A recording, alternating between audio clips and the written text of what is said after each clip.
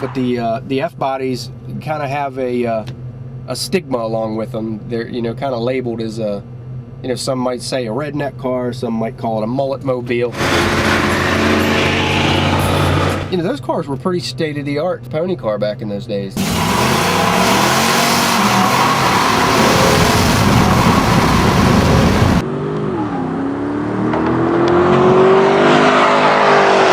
They were generations ahead of the Mustang in handling and braking. They had a more advanced McPherson suspension system. They had a torque arm setup, pan hard rod from the factory, 4-wheel disc brakes. This is all stuff that the Mustang didn't have. The Foxbody Mustang still used drum brakes out back. They had no pan hard rod, they had no torque arm. They had weaker suspension geometry. A lot of people don't know about the performance option 3rd generation F bodies.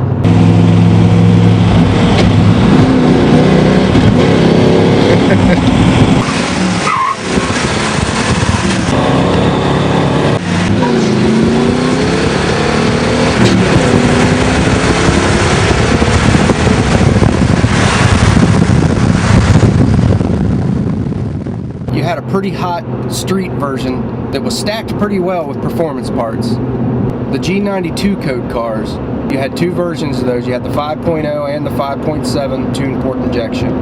The later part of the 80s and the early 90s, the 5.0 version with the 5-speed had 230 horsepower, which was actually 5 more horsepower than the 5.0 Mustang.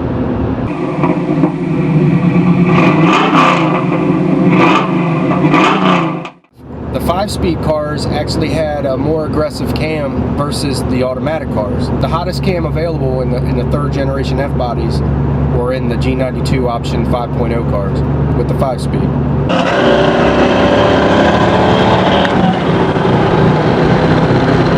They weren't the run-of-the-mill IROC-Z cruisers that most people are aware of. You know, these cars were actually stacked with performance options from the factory.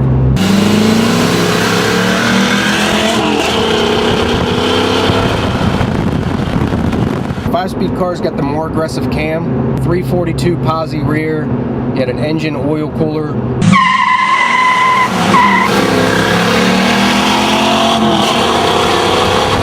Four-wheel disc brakes, and a few other performance options.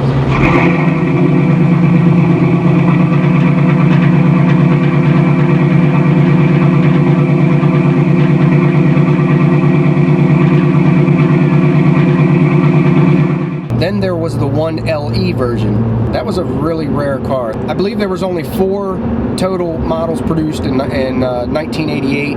Each year after, with more being produced, I think they topped out in 1992 with over 700 models produced. Those cars were actually produced to compete with the Saleen Mustangs. That way the road racers could actually get a factory car with all the goodies and go out and race in the showroom stock classes and actually compete or beat the Saleen Mustangs.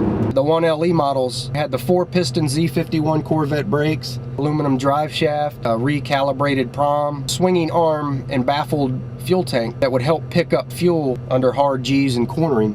They're basically a stripped down racer. They had no air conditioning, they had no power accessories, no power windows, no power door locks, no fancy seats. They were a bare bones, stripped down racer. They were built to road race. You know, those cars weighed in a little over 3,000 pounds.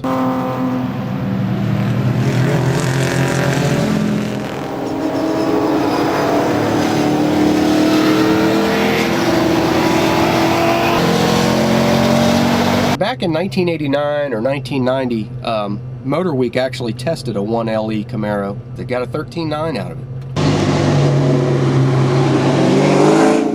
But the Fox bodies, what they had going for them, they were straight line killers. Fun to drive, those cars, you know, first, second, third.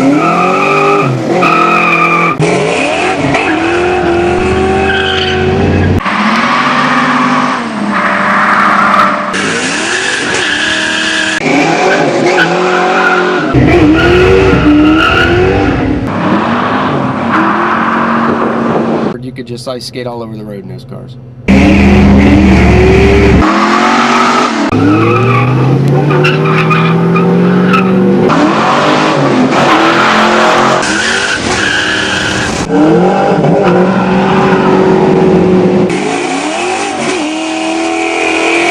They were so light, extremely fun to drive. Stoplight to stoplight action. First and second gear, it really was a task to get the front end to keep up with the ass end.